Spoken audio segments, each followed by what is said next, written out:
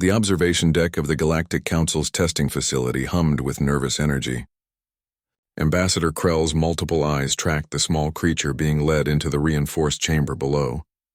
Terran, they called him.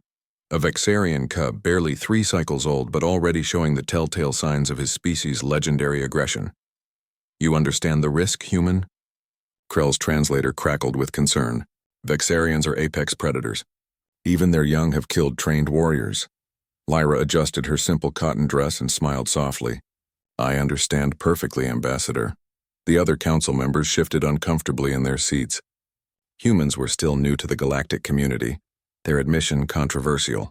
Some species called them Death Worlders, creatures born on a planet so hostile that they'd evolved into something terrifying. Yet here stood Lyra, barely 5 feet tall, volunteering for what every other species considered a suicide mission. The Vexarian Independence Coalition claims their children are being unfairly classified as dangerous, Council Director Zefix announced, her crystalline form refracting the harsh lights. They've demanded proof that alternate classification methods exist. The human offered to demonstrate. Krell's mandibles clicked nervously.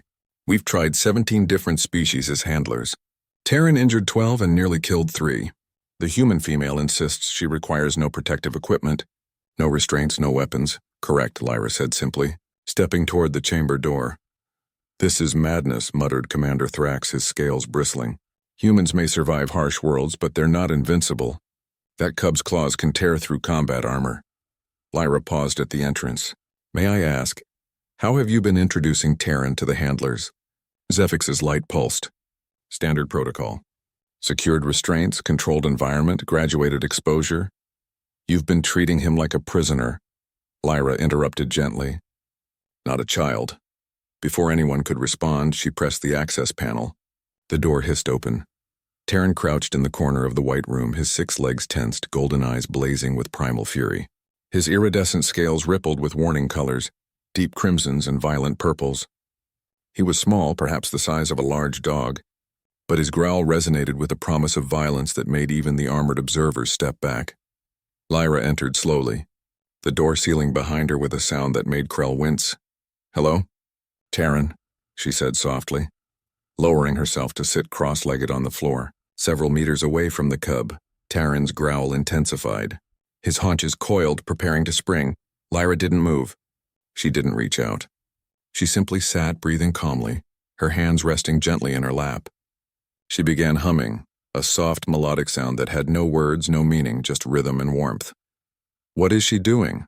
Thrax demanded, leaning forward. She's not even defending herself. She's being still, Krell whispered, his scientific mind beginning to understand. Predators often react to movement, to threats. She's offering nothing. Minutes passed. Terran hadn't attacked, but he hadn't relaxed either. His scales still flashed warning colors, his claws still gouged marks into the floor. Lyra continued humming. Occasionally she would speak, gentle, meaningless words. You're scared, aren't you? All those strangers, all those tests. It's frightening when everything is strange. The cub's ear frills twitched. I know what it's like to be afraid, Lyra continued, her voice barely above a whisper. When I was small, I got lost in a big city. Everyone seemed so huge and fast and dangerous. I just wanted someone to slow down, to be gentle. Terran's scales began to shift, the violent purples fading to cautious blues. She's using verbal soothing, Zefix observed, her analytical processes accelerating. But it's not just the words, it's the tone, the cadence. She's modulating her voice to match non-threatening frequencies. Impossible, Thrax protested. Humans can't naturally produce Vexarian comfort sounds. No, Krell said slowly. But perhaps they don't need to. Perhaps what she's producing works on a more fundamental level. Lyra slowly extended her hand, palm up, fingers relaxed. Not reaching toward Terran, simply offering. An invitation without pressure. You don't have to be fierce all the time, she whispered. You're allowed to be tired. You're allowed to be small. Terran took a tentative step forward, then another. His scales cycled through confused patterns, aggression fading to uncertainty, uncertainty giving way to curiosity. Incredible, breathed Zefix. His bio-readings are normalizing, cortisol levels dropping, aggression hormones declining. Lyra remained perfectly still as Terran approached, his whiskers twitching as he processed her scent. She didn't grab at him, didn't try to pet him. She simply waited, patient as stone, warm as sunlight. Terran circled her once, twice. Then, with a small chirping sound that none of the observers had ever heard a Vexarian make, he stepped closer. His scales had shifted to soft greens and golds. Colors the database indicated meant safe and content. Slowly, deliberately, the cub settled against Lyra's leg. Then, with a long sigh that deflated his entire body, he climbed into her lap, curled up and closed his golden eyes. Lyra's hand came to rest gently on his back, stroking with a rhythm like a heartbeat. Within moments, Terran was asleep. The observation deck erupted in chaos. Impossible. The readings must be wrong. How did a human... Krell silenced them all with a sharp gesture. I believe, he said slowly, we've been asking the wrong questions. We've been asking if Vexarians are too dangerous. We should have been asking if we've been creating the danger ourselves.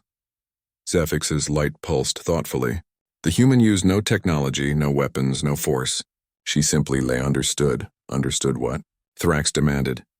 That strength, Krell said, watching Lyra gently cradle the sleeping predator, isn't always about power. Sometimes it's about knowing when to be soft. Below, Lyra looked up at the observation window and smiled. Not triumphant, not proud. Simply kind. In her arms, Terran snored softly. His claws retracted, his scales shimmering with peaceful dreams. The galaxy was learning that humans were dangerous, yes, but perhaps not in the ways anyone expected. Sometimes the greatest strength was gentleness, and sometimes the most terrifying thing about humans was their capacity for unconditional compassion.